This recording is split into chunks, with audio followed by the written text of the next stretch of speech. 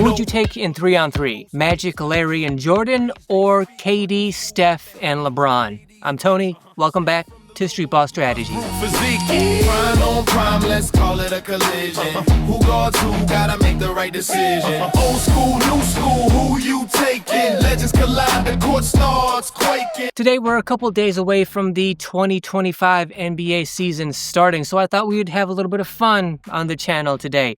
A little bit of a thought experiment. I saw this matchup on social media somewhere, and I just thought it would be a fun way to go about getting into the spirit of the next NBA season starting. As I do with a lot of NBA opinion topics, let me just start with, this is just an opinion. It's meant to be a fun, thought-provoking video. It's not supposed to be up for arguments or to start fights or drama or anything like that. It's certainly not to try to bait insults in the comments. It's a fun, interesting matchup to think about. So I'm gonna go into detail today. It's gonna be a long video about what my opinion would be about that 3-on-3 matchup. I hate that I have to emphasize on these NBA videos about like, this is just my opinion. Like I have to keep beating that into the ground, but like people get so carried away, especially when it comes to like Michael versus LeBron. It's such a heated, like out of hand, I gotta insult the other side debate that I always feel like when it comes to these NBA opinion videos, I have to remind you, I'm not saying that I'm right. I'm not saying that you're wrong. I'm not trying to get you to agree with me. I'm not saying if you disagree that you're wrong and you should come over to my side. It's not like that at all. I want to know what your opinion is because it probably differs from mine, and that's cool because I'm interested to know how you think about the game, how you see the game, what you think these matchups would be. I'm interested to know that, and it's completely fine if the way you think about things is different than the way I think about things. Just don't throw around insults in the comments, because why? Just because we're different? That's stupid. That being said, let's have some fun, and here's my opinion as to how that 3-on-3 matchup would go. So let's start off with defining the parameters for what this game would be, so that like where the strategy that I'm about to get into, where that comes from. So in order to determine that, we have to determine the parameters of like what the rules are going to be. For me, I would say it doesn't really matter like why or how like this game is happening, but I think we have to set the precedence that every player is in their absolute prime, or even they could just like choose, like this is obviously hypothetical and magical or whatever. So like if they could magically choose what part of their prime each player is gonna have and use for that game, so they're all in their prime, they can choose their primes, they can choose like what part of their career, like what year. So like for instance, if I was Jordan, I would choose to be like 1991 healthy Jordan. So they're all healthy, they're all at the peak of their careers, their prime, athletically, all of that, whatever they choose to be. So there's that baseline established. If I were like structuring this and wanting to watch it and see it as a fan, I would have them play to like 19,000, so like the game never ends. But to be practical, let's say they play to 21 by 1s and 2s. I don't want 2s and 3s because then the game would be over too quickly. So let's say 21 2s and 3s and half court and not make it take it. So it's alternate possessions. One team scores and then the other team then gets possession of the ball. It's not you score and then you get possession of the ball back. So if those are the rules, let me start with the old school team. I'm going to approach this as if I were the coach of each team. So when we're talking about matchups and where we're going to start strategically on the old school team, who's going to guard the new school team, I think I would have to start with Larry Bird because of the 6 players on the court, Larry is most obviously the least athletic. Even a super healthy prime of his career, Larry Bird is still by far the least athletic player out of these 6 players. So obviously you don't want him guarding a peak prime LeBron because LeBron is one of the most athletic mobile players ever. Like, if he drives to the basket, you can't stop him. You don't want Larry on Steph because Steph's known for movement, being agile, especially moving without the ball. Even a peak Larry Bird could not keep up with a healthy prime Steph. So I think by default, that puts Larry Bird on Kevin Durant. Now, the question is, is that a good matchup? How would that matchup go? Well, Kevin Durant's 6'11", and Larry Bird's 6'8", and by far, Kevin Durant is more athletic than Larry Bird, but Kevin Durant is more of a stationary player than either of his teammates. So I think it only makes sense to put Larry on him because Kevin Durant's not going to be moving around and being as mobile and agile as his teammates. So it makes most sense to put Larry on KD for me. In terms of how Larry would do guarding Kevin Durant, I think as long as Larry Bird was able to get within touching range of Kevin Durant, because Kevin's not going to be roaming around the court, running around a whole lot. If Larry's close enough to touch Kevin Durant, I think he can be a very pesky, obstacle, annoying kind of defender. Obviously, with any of these players, any of these matchups, nobody's going to shut anybody down, of course, but Larry can at least stay with KD and be a nuisance, probably in a physical, almost a bullying way that Kevin Durant's probably never experienced before in his entirety of his basketball career, because that's just how players, especially the Larry Birds of the day back in the 80s, that's just how they play defense. It was just physical. I'm not necessarily trying to say Larry Bird is or would be a dirty defender, but Larry would probably, if he had the chance, especially if his team was losing down points, get in close to throw a couple elbows, maybe pinch you, maybe get some pressure points and grab you or step on your foot on purpose and stuff like that. That's just the way defense was in the 80s when Bird was in his prime. If Larry had the chance to do some of that stuff to Kevin Durant, obviously Kevin's much more agile and athletic than Larry, but I think all of that stuff, and to go along with the psychological trash talking that Bird would no doubt be doing to Kevin Durant, it would be more of a psychological kind of defense that Larry would be playing on KD. He would be annoying, he would be an obstacle, he would be a pest. He would probably try to bully Kevin Durant, and who could blame Larry Bird for trying to do that to Kevin Durant? Again, how much impact that would have on the super gifted, athletic, super long, tall Kevin Durant, I don't know, but I think it would at least have some kind of an impact. It would at least impede Kevin Durant to some degree. But it's not like Kevin Durant could just drive and shoot around Larry Bird and as if Larry's not even there. Larry would at least create at least a psychological obstacle, physical obstacle to Kevin Durant. Then I'm sure everybody wants Jordan to guard LeBron. That's the matchup we want. But if I'm coaching the old school team, that doesn't make sense for me because you can't put Magic on Steph because Steph is too agile and too mobile. Steph's 6'2", lean, and quick and fast. Even a peak prime Magic, that would be too much to ask of him to keep up with Steph 3-on-3 in such an open court atmosphere like that. That's too much to ask for Magic to do. So I would put Michael on Steph just because Jordan would have a much better chance and a much better ability to physically stay with and keep up with Steph Curry. Steph is deadly enough when he has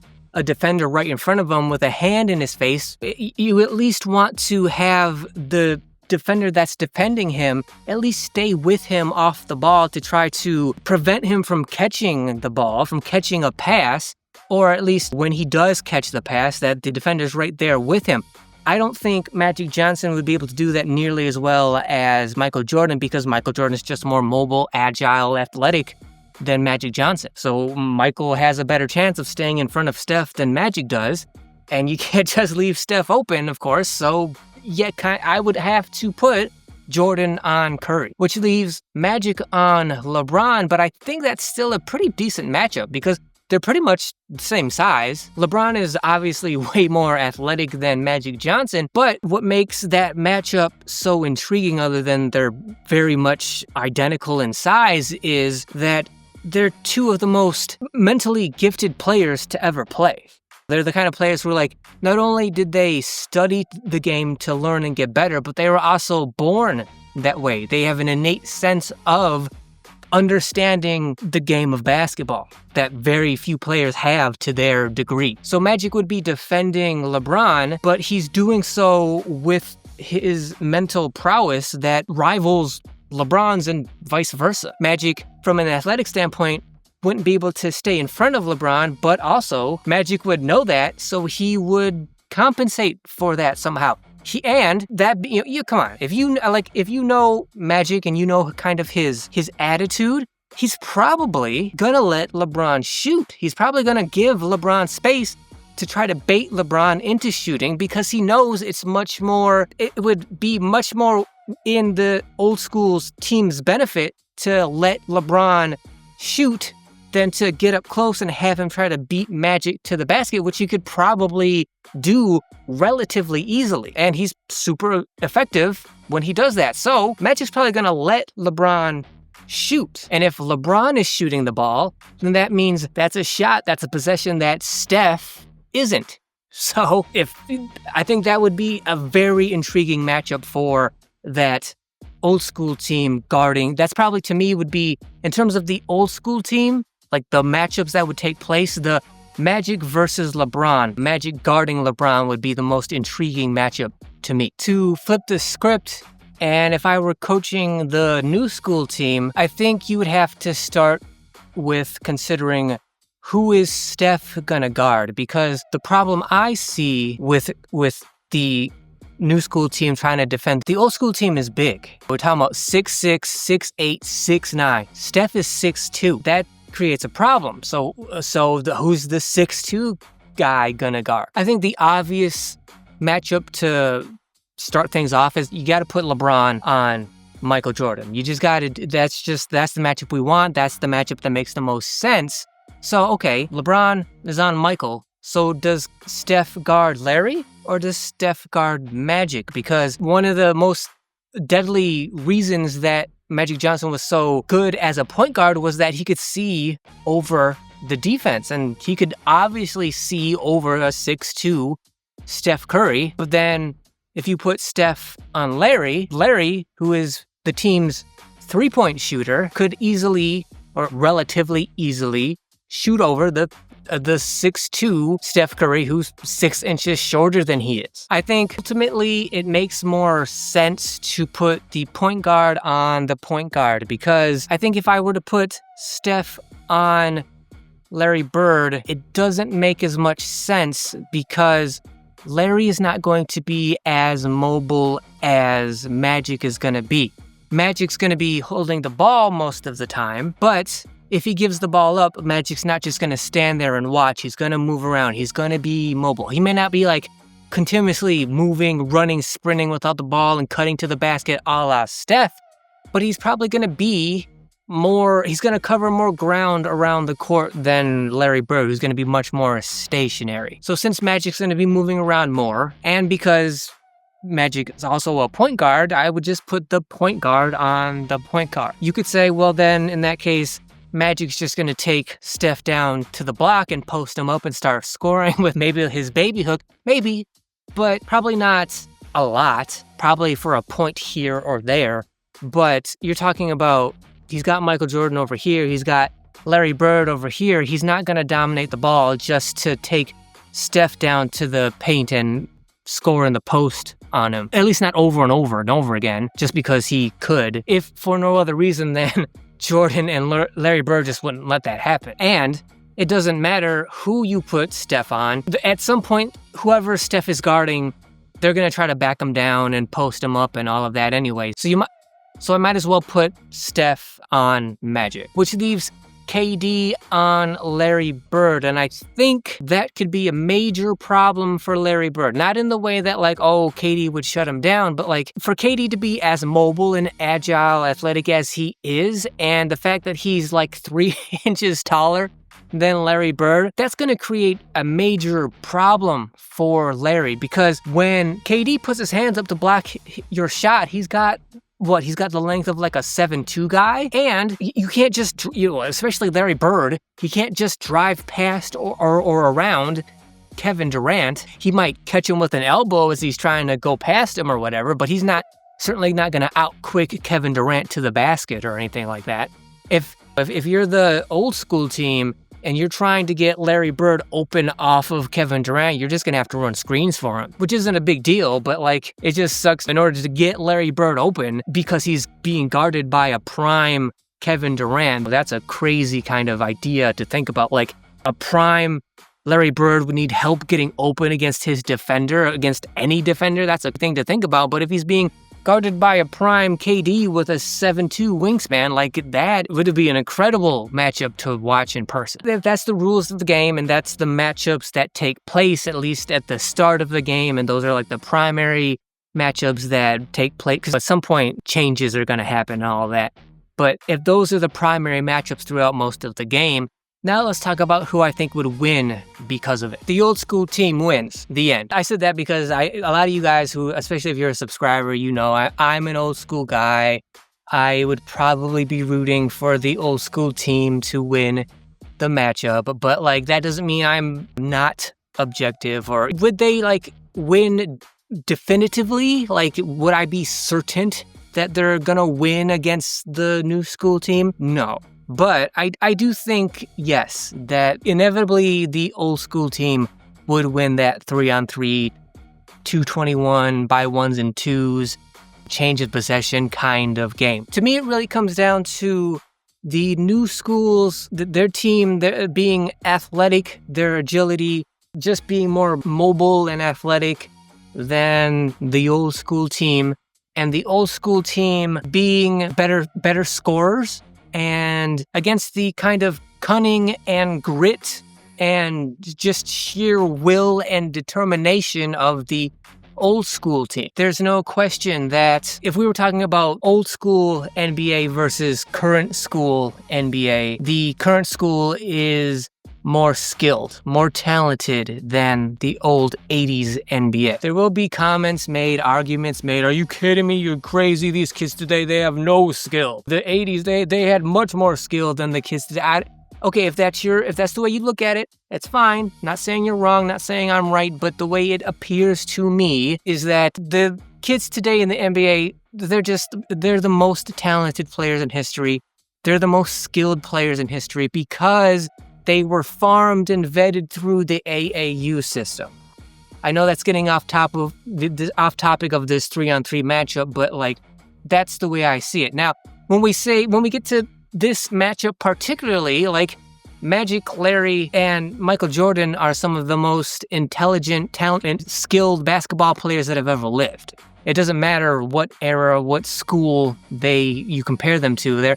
They're just some of the most intelligent players that have ever played the game. But it just in terms of like being able to be athletic enough to score the ball quickly, the new school team, to me, definitely has an advantage in that realm. So the way I would envision this game going would be like if we were playing to like 11s by 2 and 3, I think the new school team would win pretty quickly just because they're able to score really quickly, because that's what the current day NBA is and does. It's putting up a lot of scores really quickly. And if that was the kind of matchup with the kind of rules, then the new school team would probably win that matchup relatively easily. But because I structured it to be a longer game, 21 by ones and twos, the way I think the game would go would be like, okay, the new school team gets off to a pretty quick start.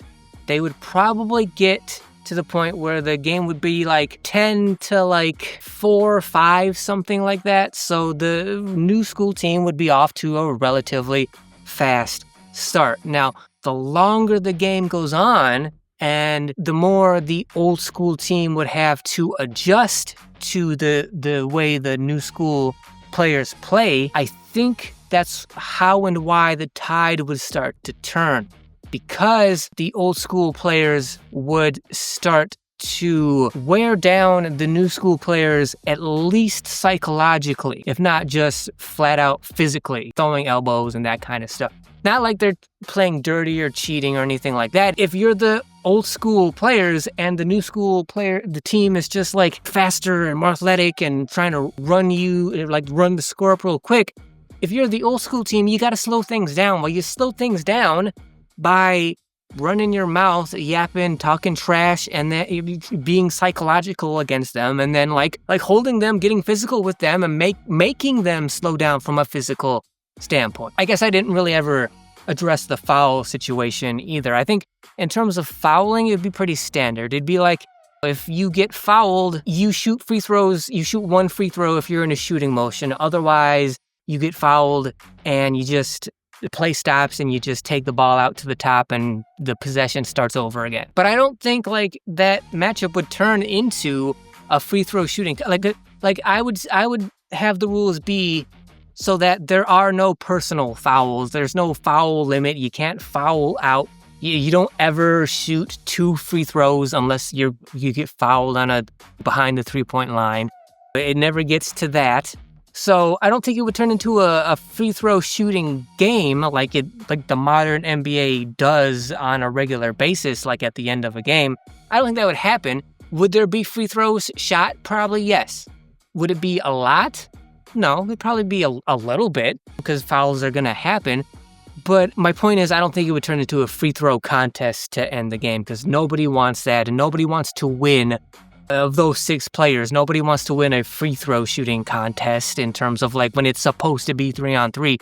So I don't think they would let it turn into a free throw shooting contest. I think it would be mostly straight up basketball.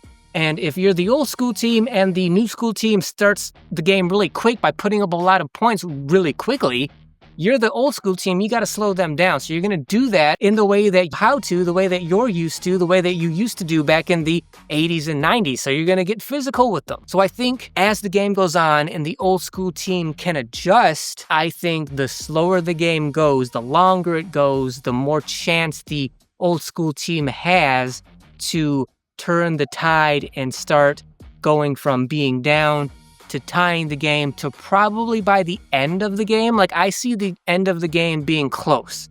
And it would probably be the idea in terms of offensively, Jordan would probably be scoring the majority of the points. And it's getting towards the end of the game. The game is close and you're the new school team and you got Michael Jordan across from you.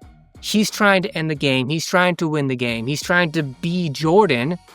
So at some point, especially as the game gets closer to being the end, the question is going to be, can either Steph or KD, can they resist the urge to leave one of their guys, especially if KD is guarding Larry Bird? Can KD resist the urge to leave Larry Bird to come over and double team Michael Jordan? Because if you leave Larry Bird open anywhere, especially at the end of the game, it's over with. The way I see it playing out is somehow, some way, the old school team would bait Kevin Durant to leave Larry and have Michael Jordan get double teamed. At the very end of the game, Kevin Durant comes over to double team Michael. Michael's ready for it. He's planning on it. He either directly finds Larry to be open or he just passes to Magic and Magic could make a magical pass. Then like a hockey, so it'd go either Jordan straight to Bird just to end the game, or it would go Michael to Magic who would throw a great pass. So it'd be a hockey pass, a hockey assist for Michael Jordan. Michael to Magic, back to Bird. Bird's open because Durant came over to double team Michael Jordan. And of course, Larry Bird hits the game-winning shot and the game would be over. I think that's probably the way the game would eventually go. It would be close, and the new school team could definitely win if they score enough points quickly enough to not allow the old school team to adjust, but I don't see how they wouldn't. I don't see how they could mess up if the game's 1 and 2s to 21, it's going to be enough time for them to slow the game down and sort of establish themselves. And if they can do that, and if they can bait Kevin Durant, who in my opinion is not psychologically all that strong, I think the old school team would be able to bait Kevin Durant to leave Larry Bird somehow. When he does that, Larry's lethal. That's all there is to it. Larry would end the game. Now, I of course know LeBron fans or maybe not, but Jordan haters would say, oh, of course, Larry wins the game, not the mythical Michael Jordan. No, Larry Bird has to be the hero, win the game. Well, that's kind of his recipe. Like, that's what he does. Like, he knows teams are going to double team him. When that happens, he baits them to do so. He sets up the game for them to double team him at the very vital time in the game. So specifically, so one of his teammates will be open so that he can get the pass to them so that they can hit the game-winning shot and his team wins the game. That's just part of Michael Jordan's recipe. So would he use it against LeBron, KD, and Steph? Sure. If they showed him like that recipe could work, if like in the midst of the game, throughout the process of the game, if Michael's scoring the majority of the points and they can see like, oh, the new school team is getting more and more wary of how Michael Jordan can score, and they know they're going to have to stop him at some point and get the ball out of his hands at some point. If they show that to Michael Jordan, he's going to use it against them, and I think they probably would if the old school team can slow the game down so that that can happen and take place. So that's what I think would happen in this mythical, legendary, hypothetical 3-on-3 matchup. But I want to know, again, what you think.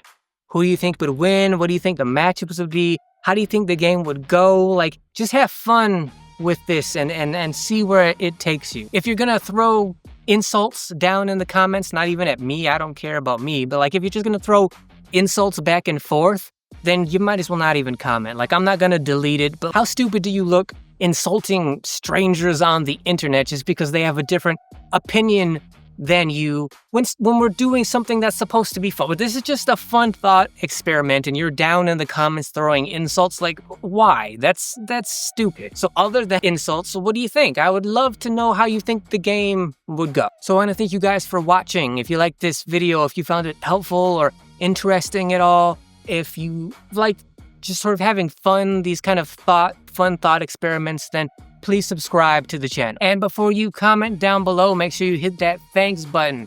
So not only does hitting that thanks button directly support the channel, but it will highlight any comment that you make, making it stand out from all of the other insults. So for anyone that does hit that thanks button, no, I genuinely appreciate it. As always, like, share, comment, like I said, make sure you hit that notification bell so you're notified whenever any video goes live on this channel. And until then, I'll see you guys next week. Jordan on Steph, hand checking's alive. LeBron on Magic, both built to survive. Bird on KD, battle of the smooth. Mid-range assassins, they got something to prove. Steph pulling up, 3 feet behind. Jordan in his face, but it's Steph this time. LeBron downhill, like a freight train rush. Magic no look, man, the pass is plush. Yeah.